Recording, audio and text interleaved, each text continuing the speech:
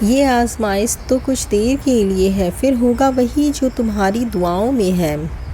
دنیا میں ایسے رہو جیسے تم ایک مسافر ہو، تنہائی پسند بن جاؤ، کیونکہ تم دنیا کے لیے اجنبی ہو اور دنیا تمہارے لیے۔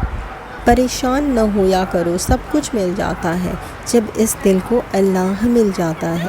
اور دیکھنا، اللہ جلد ہی تمہاری مرضی کو تمہارا مقدر بنا دے گا۔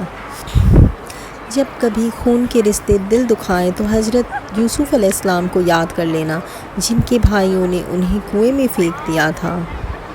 جب وہ تمہیں کسی شخص کے ذریعے تکلیف دے کر بتاتا ہے کہ پیچھے ہٹ جاؤ، تو تم کیوں اس انسان کو زبردستی خود پر مسلط کرنا چاہتے ہو؟ ہاں، اللہ برے کو بہتر بنا سکتا ہے، مگر تمہیں وہ محبت نہیں مل سکی جس کا انتخاب تم نے کیا ہے، تو پھر تم اس محبت کا انتظار کرو جس کا انتخاب اللہ نے تمہارے لیے کیا ہے۔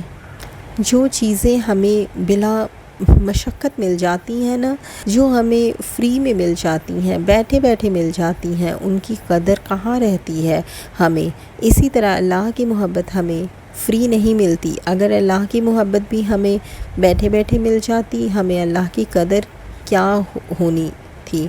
قدر اب بھی نہیں جیسی اس کا حق ہے۔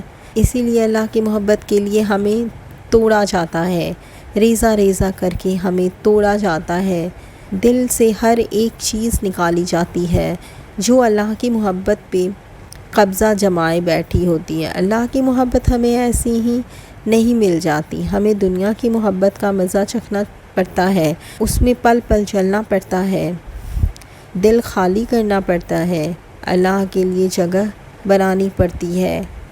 یہ جگہ ہم خود نہیں جب بناتے تو اللہ اپنے طریقے سے بناتا ہے، ہمیں توڑتا ہے، دنیا کی محبت کی حقیقت سے آشنا کرواتا ہے تاکہ ہم اس کی محبت کی قدر جان سکیں۔ ہماری محبت کی قدر نہیں ہوتی تو ہمیں اللہ کی محبت کی قدر پتہ چلتی ہے۔ جیسا ہم چاہتے ہیں ہماری محبت کی قدر ہو، ویسے ہی اللہ بھی چاہتا ہے ہم اس کی محبت کی قدر کریں۔ اللہ کی محبت لازوال ہے، کبھی نہ ختم ہونے والی، کبھی نہ توڑنے والی۔